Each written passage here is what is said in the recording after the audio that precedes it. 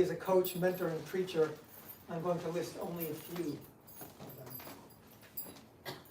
So he connected with ISKCON in 1979 at the age of 14. He connected to ISKCON at the age of 14. I don't want to tell you what I was doing when I was 14, but it wasn't connecting with ISKCON. He joined the movement in 1983, and then he was initiated in 1984. He's done numerous services, including temple cleaner, cook, temple president, communications officer, and preacher. He's translated Prabhupada's books into Serbo-Croat for 6 years and served at ISKCON London as an executive secretary and life coach. He also supported the temple in Vancouver, Canada. This is the wrong Akrura. This is the Serbo-Croatian. You know Serbo-Croatian? That's the Akrura leadership. When you went to Vancouver, Canada, that's me. That is you. Yeah. He's new at Maybe this. in the notes again. No, actually, I have a backup bio for you. Maybe it was He did that on AI. purpose. Digital backup. AI may mix both of us. He's the real Akrura. Do you, Pick the best of both. are you active on Facebook? Yeah, You are active on Facebook? yeah. Do you often comment when these like No, Facebook battles go on? No, that's the Not other so one. much. No, no, That's that the is other your, Akrura? yes, yes, Yeah, that's probably yes, the other one. yes, Okay. yes. So, Not so much. oh, but I have a 14-year-old thing, right? That was That was That is right. That is good. Okay, how about this? Yeah, this was a weird hybrid. I guess it was AI combining. Okay, so Akrura, I can't speak for the other one, but this one was very much interested in the philosophy of the Hare Krishnas and started following the four regulative principles very soon. He managed to attend his school and temple programs and also assisted the Sankirtan leader. He was trained as a bhakta by His Holiness Lokanath Swami Maharaj, who was the temple president of the Delhi temple. And at that time, after finishing his school, he joined ISKCON Vrindavan, where in the year 1984 he was initiated by His Holiness Gopal Krishna Goswami Maharaj. In the year 1987, he was sent to Vancouver, Canada, where he helped bring up the temple from its turbulent times. Yeah. From 87 to 02, he worked outside to maintain his family as well as supported the temple with funds for preaching and other services. Now his whole family is serving in the mission of Srila Prabhupada. He has 2 sons who are preachers and kirtaniyas. They run 2 downtown preaching programs and many spiritual retreats, thus helping many devotees in Canada. Since 2002, he has been a temple council member in Vancouver. Until 2012, he was given the services in Canadian National Council. He chaired the North American Temple President's Body during this time. In 2009, he was deputed to serve as Deputy GBC in a global management, where he continues to serve till now. He was also chairman of Srila Prabhupada Position Committee in the year 2011. Presently, he is serving as a member of Deputy GBC Body on a global portfolio and as a member of Strategic Planning Network. He presently lives in Canada, but spends 7 to 8 months traveling and preaching in Hindi and English languages in Canada, USA, Europe, Africa, Middle East, Singapore, Maharashtra, Gujarat, Rajasthan, MP, UP, Delhi, Haryana, it's on and on. He also speaks Gujarati and Punjabi. Haribol. Please join me in welcoming his first. Sorry for the gap. No problem. I think it's AI. AI, yes. Yeah, that's It okay. picked the best. Not so intelligent. Correct.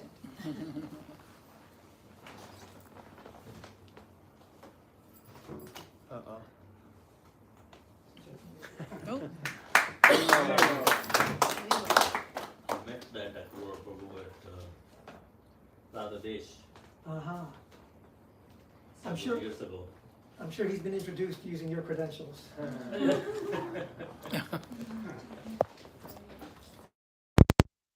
We both have a conflict. He says, this is the real Akrura, I'm the fake one. I say, he's the real Akrura, I'm the fake one. Of course, we both are servants, but still, real Akrura means the more well-known Akrura. So,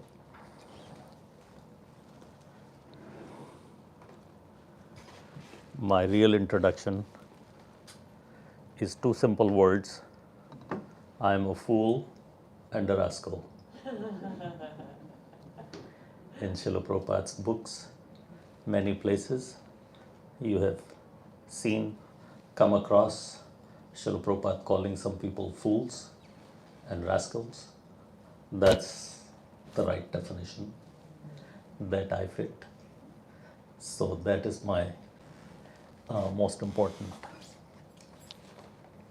introduction, that I am a fool and a rascal in Srila Prabhupada's lotus feet.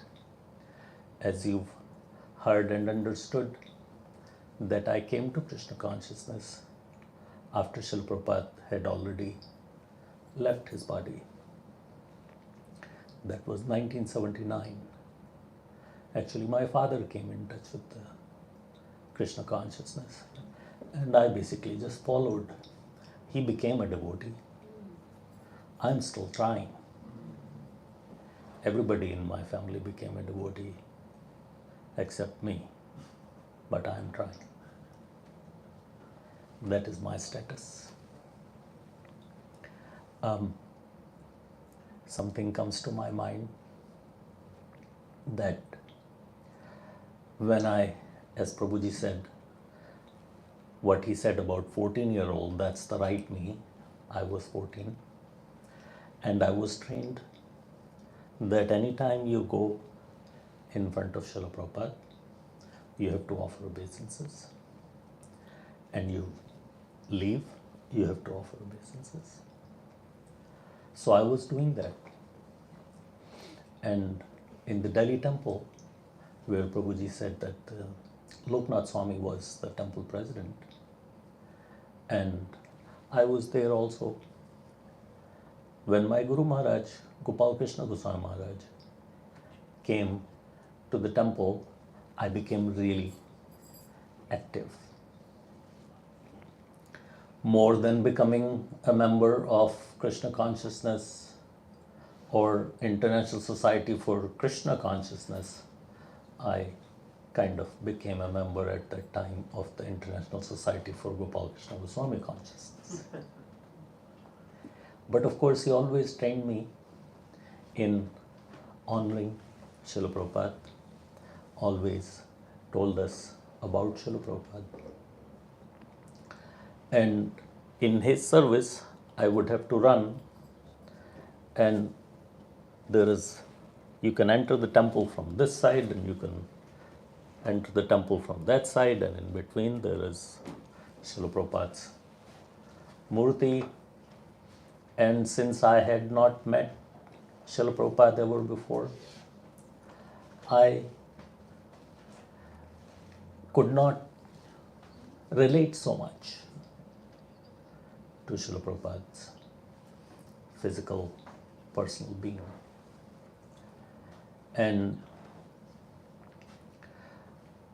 so as 14-year-olds, you know how quickly you can go down to offer obeisances and how quickly. None of us can do that anymore, but I'm sure we could all do at 14, very quickly, quick up, quick down. Nevertheless, it was still a task. And if you had to do it so many times, it was still a task to go down and go up. And as our regular lazy nature, one day, because I had to do it so many times just now, I thought, oh, okay, just skip it. And as a 14-year-old, the thought that came to my mind, Srila Prabhupada is not watching.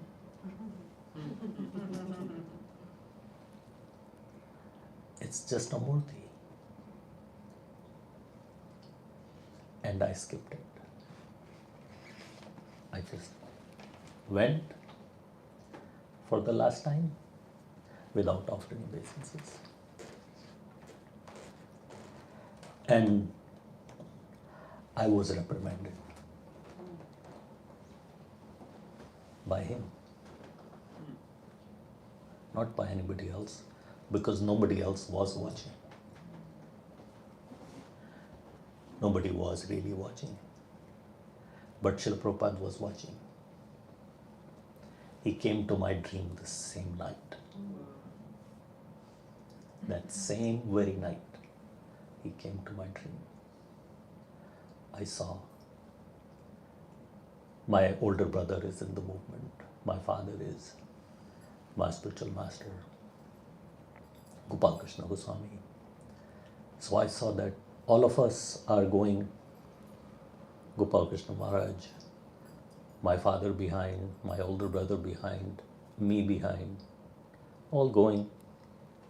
And same way, Gopal Krishna Goswami Maharaj comes in front of Srila Prabhupada, offers his obeisances, stands up in front of him, looks in his eyes and says, Srila Prabhupada, let's go. And right away Srila Prabhupada moved his hand to pick up his danda from behind, and he rose right out of the murti, stepped down from the Vyasasana and started to walk with us. He walked for a few steps, and I was trying to get ahead to see. Srila Prabhupada came out of the murti and he's walking. And by the time I caught up to him, he turned around and he looked in my eyes as if he was trying to tell me, I'm not a murti. From that day on to today, I always remember. I never walk by his murti without offering obeisances. I just can't do it. He's right there. It's my experience with Srila Prabhupada. And since that day, I never felt that he's a murti.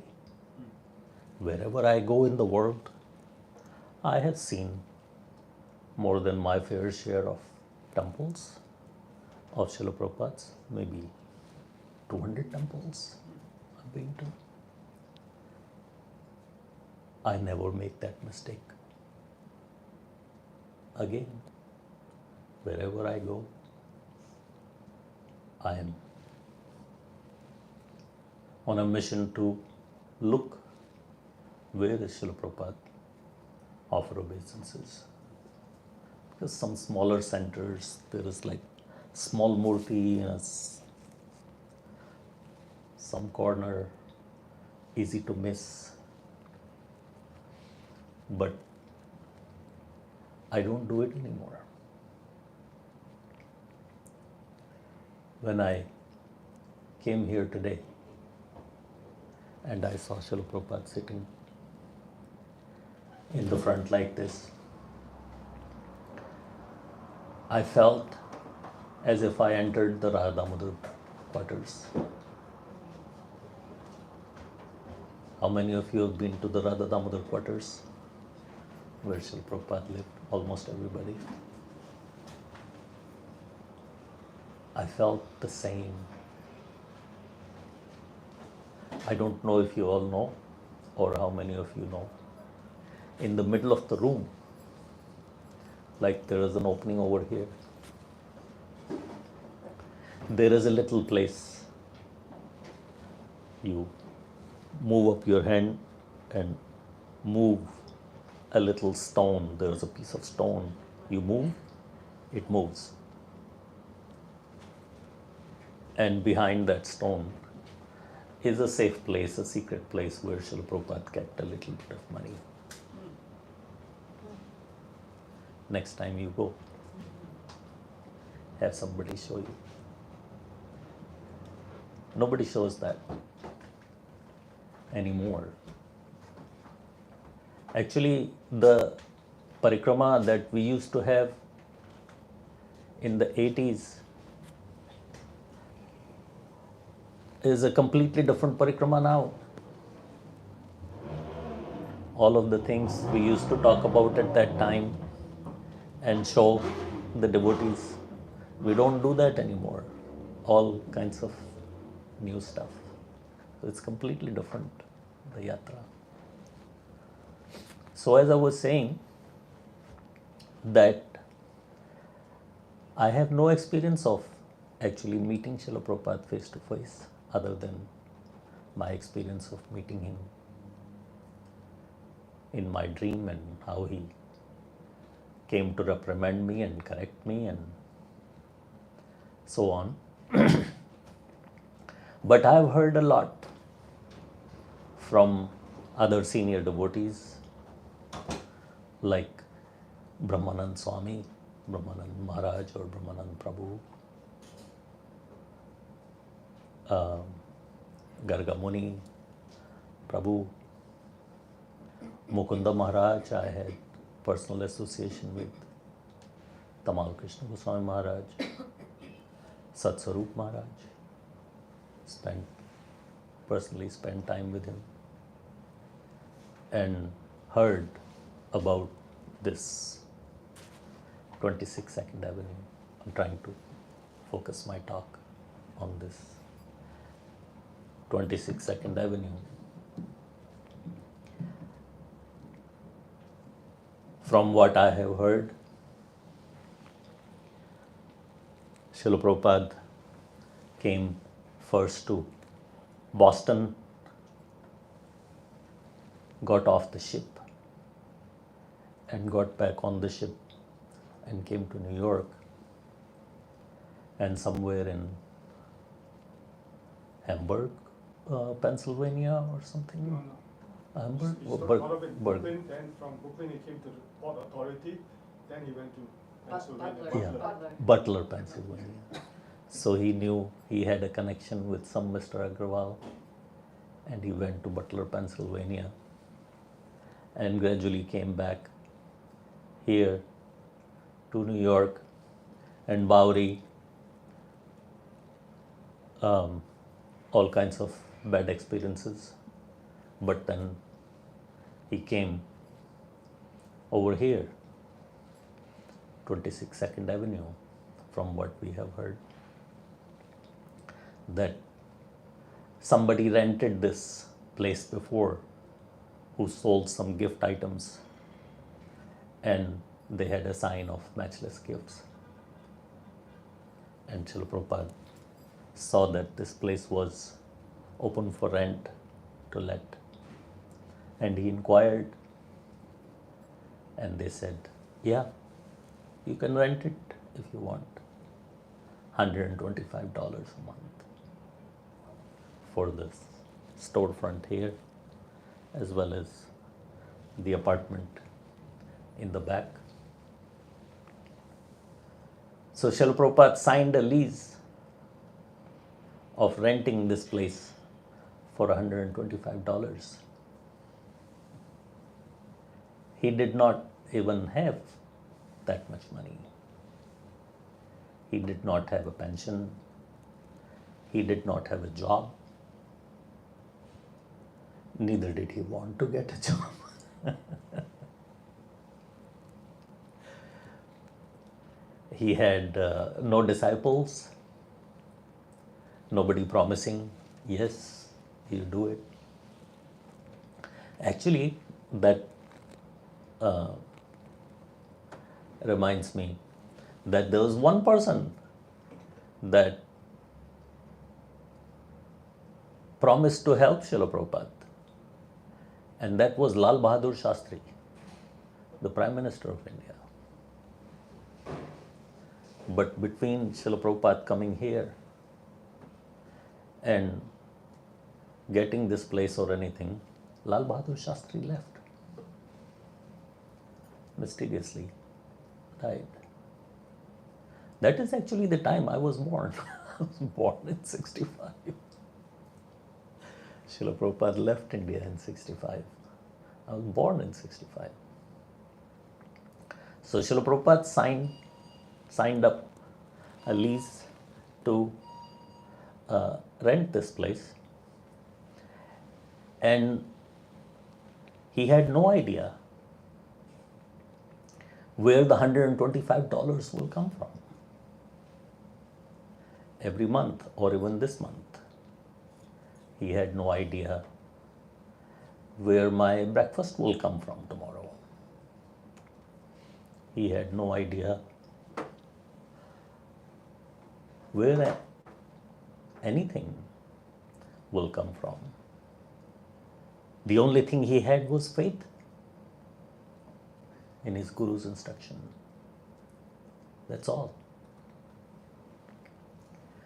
We try to think we have faith.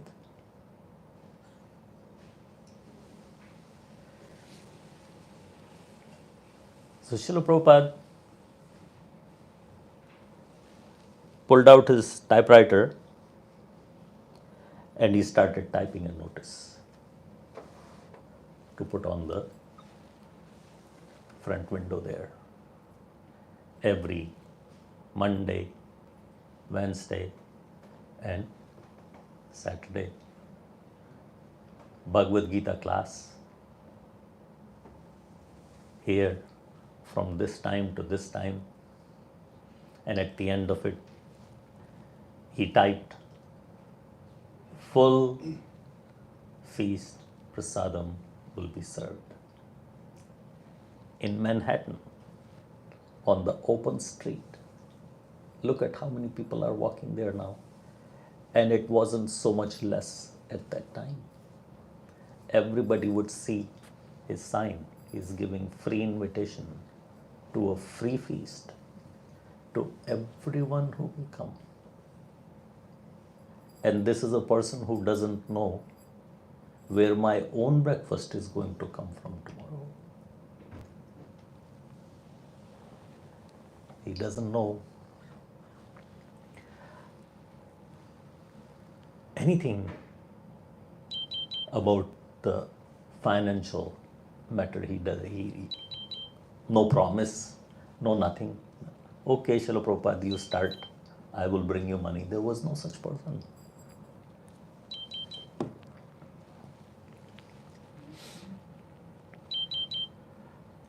So what he did,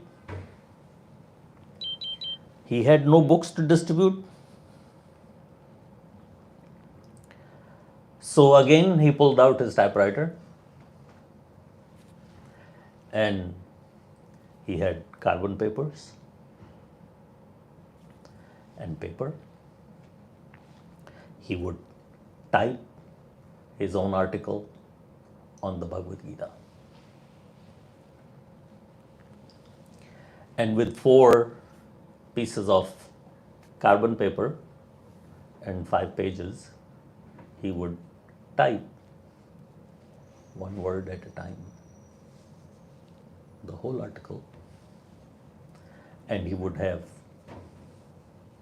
like 5 books ready to distribute. And then he would do it all over again, type each and every character over again, the whole article, and now he has 5 more pieces of paper to distribute. And again, and again.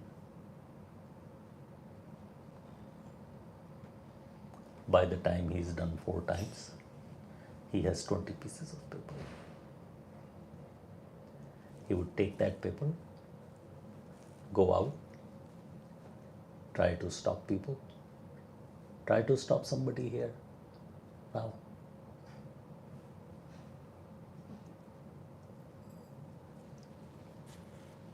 New York was not any better at that time, still is the same. Most people will not stop for Srila Prabhupada. Most people just keep walking. Due to his age, sincerity, if somebody would stop and Srila Prabhupada would speak to them, they understand very little. Very little.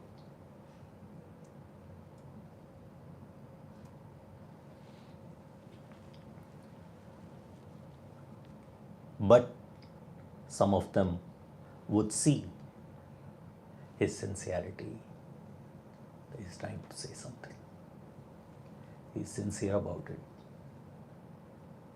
He is trying his best. Some people would give him a nickel. Some would give him a dime. Some would give him a quarter. And if you got really lucky, somebody would give him $1. And Srila Prabhupada would give them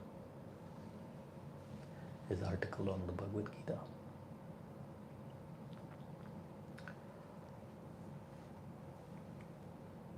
He did that all day to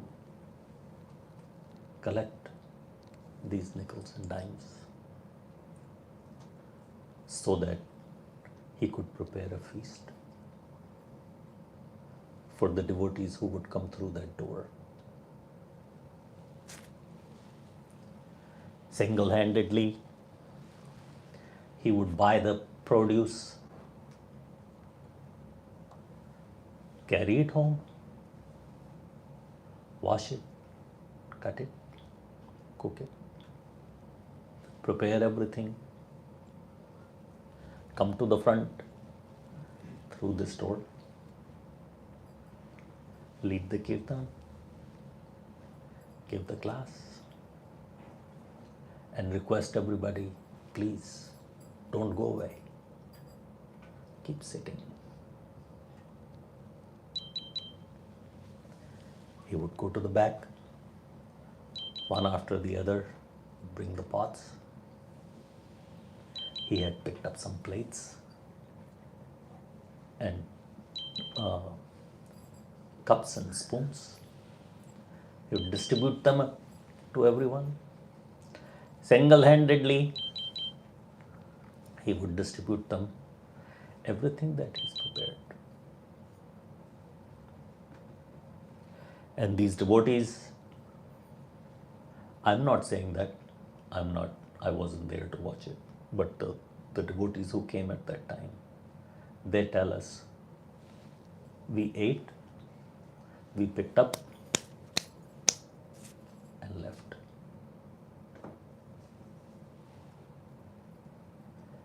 Srila Prabhupada picked up everybody's plates alone, washed all the plates, washed all the cups, washed all the spoons, and then he washed the whole floor after these devotees. Srila Prabhupada told us, trained us to never leave the cleaning to the next morning. I sure wish and hope that's being followed in every center. We never leave the cleaning to the next morning. We clean up right after. So he didn't just train us. He himself did it as an acharya. He himself followed exactly that.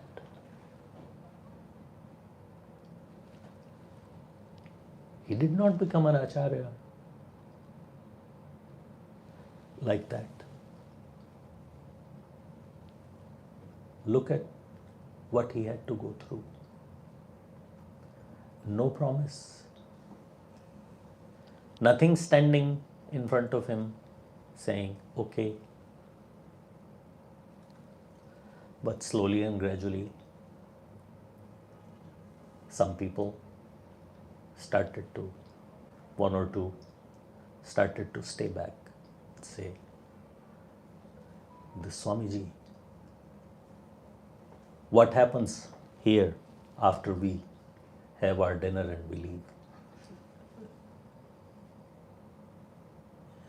So they started to help out. From what we have heard, we were told, Srila Prabhupada never asked anybody, please stay to help. When they felt sincere enough or ready to volunteer to help, then Srila Prabhupada engaged them. Srila Prabhupada looked at them as people who have been sent to him by Srila Bhakti Siddhanta Saraswati. So he had so much respect for them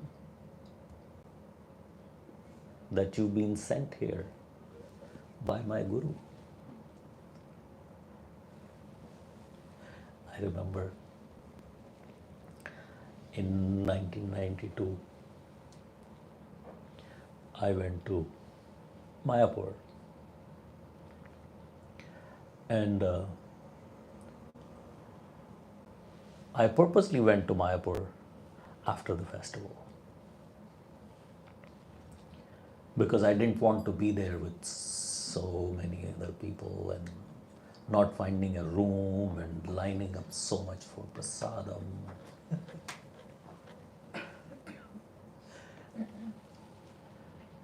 But then I still ran into Jayapataka Swami Maharaj. And he stopped me and he talked to me. And then I ran into him again while leaving. He took me on parikrama. He said, oh, you came after the festival, you missed the festival. I said, yes, I missed the festival because I wanted to miss the festival. He said, oh, I'm taking out another parikrama. Would you like to go? I said, yeah, sure. Go. One small bus parikrama. So when we were leaving, he asked me, where are you going? I said, well, I'm going to Mysore. You know anybody there? I said, no. I have a disciple in Mysore. You go there, this is the name. I don't remember, I think he gave phone number or the name of the shop. This is a famous jeweler with a shop in a very prominent place in the city. So we went and checked into the hotel and got in touch with that devotee, and he, with his son and his brother and some servants, just came and invaded the whole hotel. Said, how come you checked into the hotel? We're going to take you home. Check out. And such a big welcome, such a big happiness that he showed, that my Guru has sent this person with my name to me. So I was young at that time. Not that still I am very mature in my head. So at that point I could see what is the value of somebody's Guru sending someone to you. And that's the feeling that Srila Prabhupada also had when he saw these devotees, so-called hippies. They were, who liked the hippies? Nobody liked the hippies. The hippies didn't like the hippies. The government didn't like them. Their own parents didn't like them. Nobody on the street liked the hippies. But Srila Prabhupada liked the hippies. He loved the hippies. Senior devotees tell us that they did not join because they read the Bhagavad Gita and or understood the philosophy. They did not join because of this. They joined because of the love that they saw in Srila Prabhupada's eyes. So much love that these devotees felt that our own birth-giving parents have never shown so much love to us. They don't seem to care that much about us. But this person here really cares. So they gave their life to Srila Prabhupada. That is the major thing. There are so many sadhus in India. So many sadhus would like to go to the West and preach and would like to do so many things. But what stands Srila Prabhupada apart from them is the white elephants that are ready to run and jump and dance at his one command. That is our Srila Prabhupada. And that is the transformation that he was able to bring from this very place, 26 2nd Avenue. To me, this is not an address. To me, this is a mantra. It's like a mantra. 26 2nd Avenue. New York, New York. This is how close and important it is to my heart.